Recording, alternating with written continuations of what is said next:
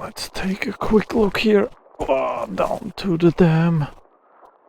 Holy fudges, I love beaches, but this one...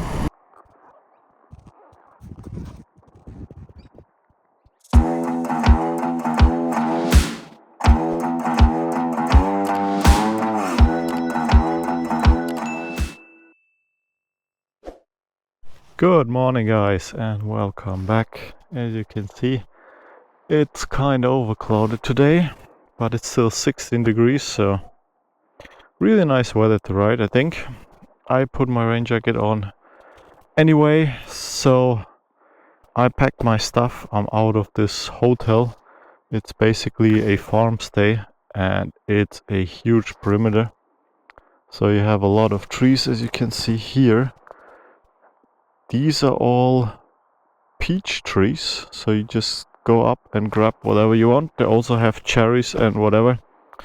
And you have alpacas, sheeps, turkeys, rabbits, everything roaming around here on this grounds. Really nice to see, and you also can feed them, so feel free to come here. And now it's time to get off. I'm heading to Sorel now to get breakfast and to fill up my bike, because I didn't do that yesterday, so I have to do it today. And then we are out of here. So let's go and check out the roads ahead. Alright, this is the way I came in yesterday. I didn't check the signs. Yes, no. I just went in. So there is the official way in 400 meters. The Iron Creek Bay Farm Stay, something like that. It's the full name. Alright guys, I'm heading now to the fuel station to fill up, and then I changed my plans, so I'm going to an animal sanctuary actually. It's basically on the way, so I'm heading there first, and then from there we keep on heading west.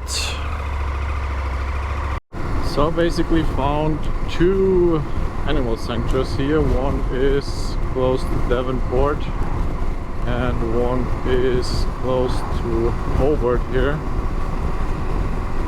And I'm quite sure there might be some more, but that are the only two that I've found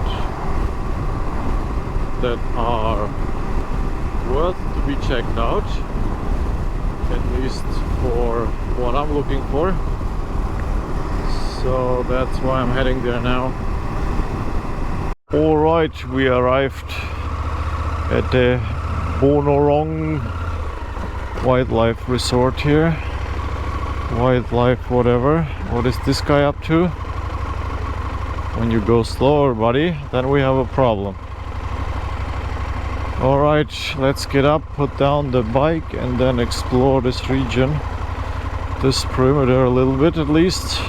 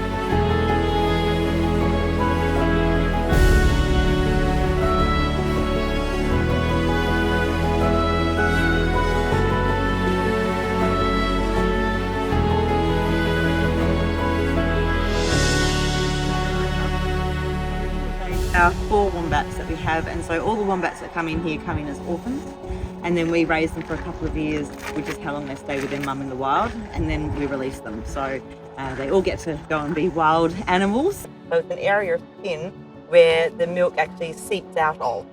because they don't have mouths that can suckle. So the baby has to lick the milk up, which is also extremely unusual. And the milk is pink.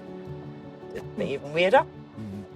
So when they're getting their food, these guys do forage for their food, and they get fed more than 4 times a day. They would just eat and eat and eat.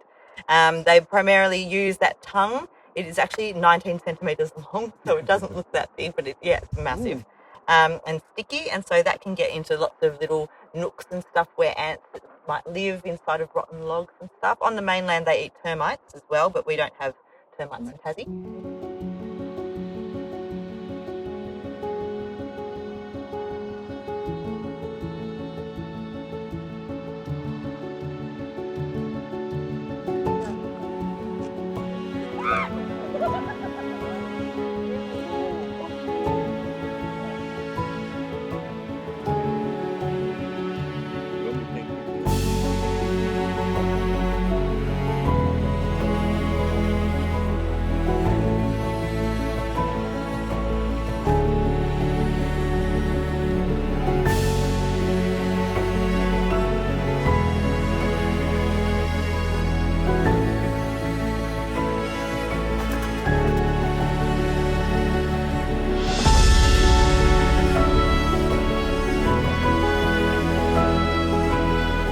Alright guys, I hope you like this little excursion here to the local sanctuary. So basically all animals that are here are either too young to be by themselves in the wild, or they have been, like we had one that's blind. So basically both of the Tasmanian devils are blind. They have been found when they've been really young, so that's why they're here. And then you have all kinds of animals that just like cannot sustain their living outside of the fences here. But anyway, this place is super cool if you want to check it out. Bonorong, it's called here. Really cool place. Every cent that you pay here for the entrance goes back to helping the animals.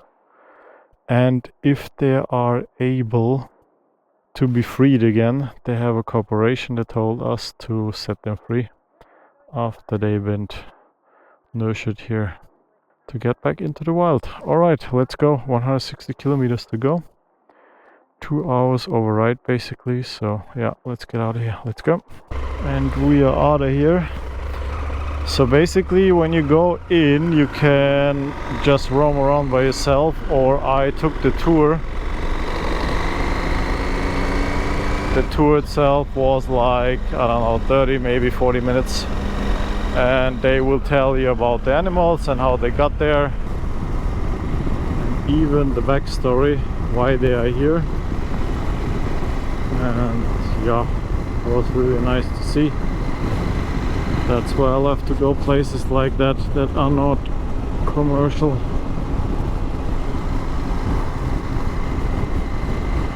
Well, let's make an exception for the Seahorse farm, because I didn't know that it is a seahorse farm actually. I thought it's just like a display to see different seahorse types and so on.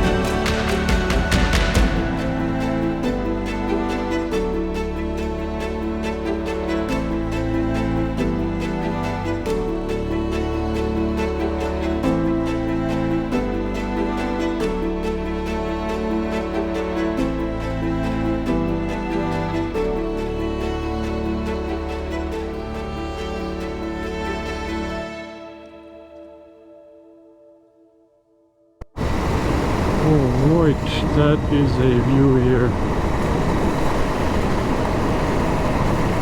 It's like a power plant just right around the corner here. There's a lot of fallen trees in the water and close to it there is the power plant. Absolutely stunning here. Just layers and layers of mountains. Absolutely beautiful surrounding. There is the dam wall. No standing anytime. Luckily we are not parking here, right? Let's take a quick look here. Oh, down to the dam. Holy macaroni.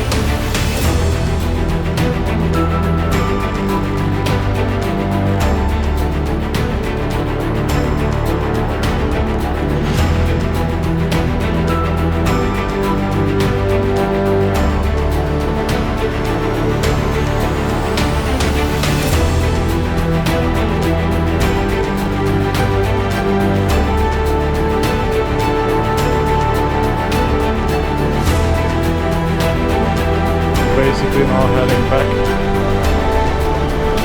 until I get some phone reception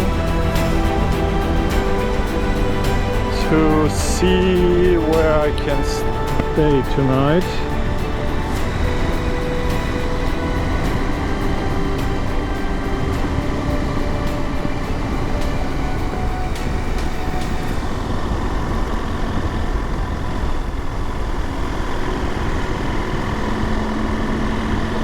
There's a second viewpoint to my left heading up the mountain, but I basically saw what you will see from up there with the drone already, so there is no point of going there.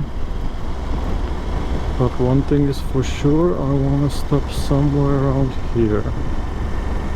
Just a quick look down into the riverbed here.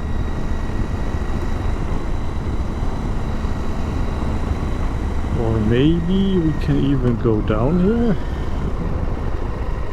That would be even cooler. So, let's jump down. Just quick, it's past 4 p.m. anyway already, so it's gonna be a long riding day today. But this view though was absolutely worth it. That one is 100% for sure.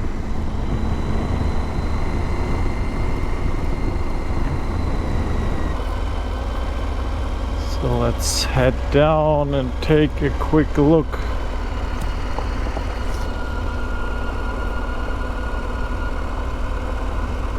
That's cool. Could pitch my tent right here, right? But no. No, no, no.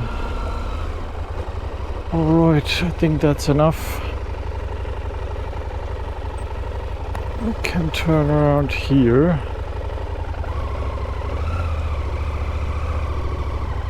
Take a look down.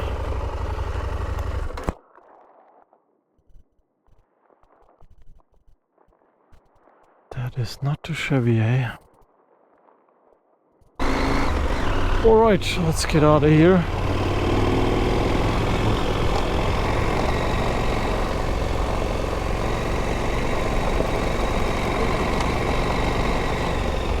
And then we are basically heading back all the way that we came from today. So the next fuel station is 1 hour and 28 minutes away. And there's one closer. There's a roadhouse, but it closes at 5 according to Google Maps. So let's see where we'll be able to fuel up and get some phone reception basically. So yeah, it's now an hour and 10 minutes to ride back to the roadhouse, and I will check my options for tonight and where to ride maybe today, because I think I want to go for another maybe like 2 or 2.5 hours, and then it's more than enough for today.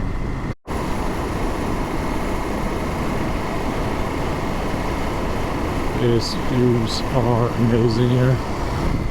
Oh, wowzers! I'm stunned. It feels like Norway. Well, I mean, I get the same feeling here when I see this stuff for the first time. Wowzers! I mean, look at it! Look at it! How good is this? Ooh. Holy moly! As much as I love beaches, but this one, that hits different. Mountains first, that one is for sure. Wow! Wow!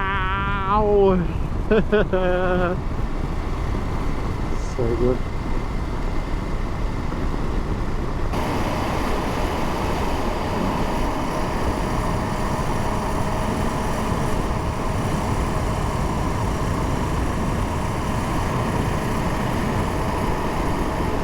Well, I think the B61 here in Tasmania is my favorite road so far.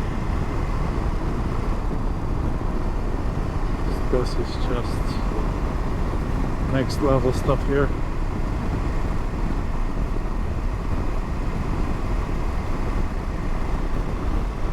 Just absolutely baffled, speechless.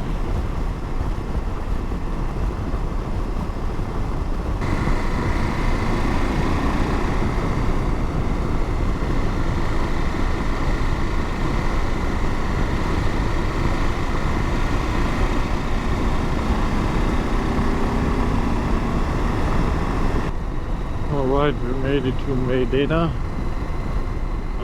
There was a roadhouse, so this is where I'm heading now. I want to check out if they have food or if they even still open. Not quite convinced here, but maybe. And maybe we have reception here. Cabins and alpacas. Sounds cool. RVs, Giant's Table and Cottage. Well, I don't want to stay here. Just want to fill up my bike and grab a bite to eat. So, and hopefully they're still open. But I'm not quite sure about that here.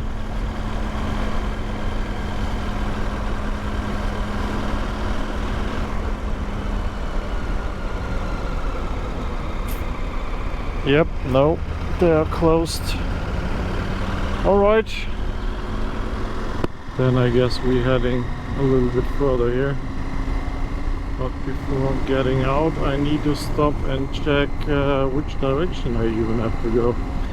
Because I didn't even mark any points on my sat nav so far. So let's stop here and do that. And then we're out of here. Alright guys, found accommodation that is the good news, but I'm basically heading back to the same place I already stayed last night, even though it's an hour in the opposite direction. But as there is absolutely nothing available closer to me, so I opt for that one. Yeah, now heading to the next fuel station. It's 26 minutes away. Fill up my bike there, and then I will head to the hotel because it's still 1.5 hours to ride there. So basically I will be there around 7 p.m. Well, if I knew that beforehand, I would left my luggage and everything there. Just headed over here light way. Basically only took my electronics with me, my necessary ones, and that's it. But that's fine, that is how traveling goes. And I also don't want to stay in my tent, because the nights are getting pretty chilly here. That would be the fuel station, but as you can see, it's closed. So there's no freaking chance I get fuel here. So I'm heading on, and my bike still shows me 210 kilometers to go, so I already did 300. Well, I mean, it's kind of correct, because I'm at 3.9 liters per 100 kilometers. My fuel tank is 20 liters, so it should be basically 500 kilometers. But as I experienced so far, I never came close to 500. It's usually like 450, and then I'm gone.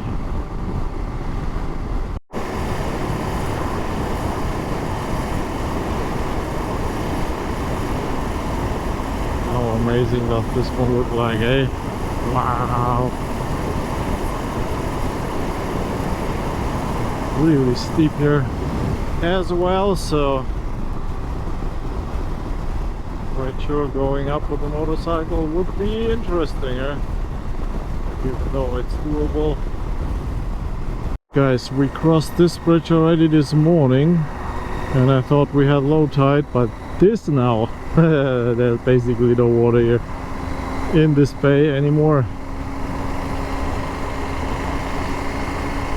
But a lot of birds in the water looking for food, I guess, because there are a lot of them sticking their heads under the water. But it smells horrible. There's a bridge built ongoing. This thing is gonna be massive. That one is for sure. Right. Still 44 kilometers in 34 minutes, so yeah, let's go.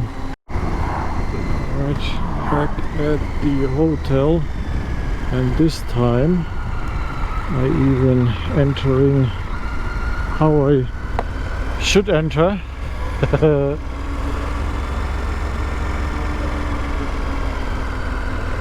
Alright guys, this is the room for the night. So basically double bed as we had before. Lights everywhere. Some strange one this time. This is the view into the garden and into the sunset, so nothing fancy here. And then that is the bathroom there. Doesn't matter, it's for one night and it's clean and should be do the job right. What the hell is going on here? Alright, anyway, It was a long day, 400 kilometers today, and I think like 6 hours of total ride time. So it's enough. I will call it a day here, and I see you guys tomorrow on the roads ahead.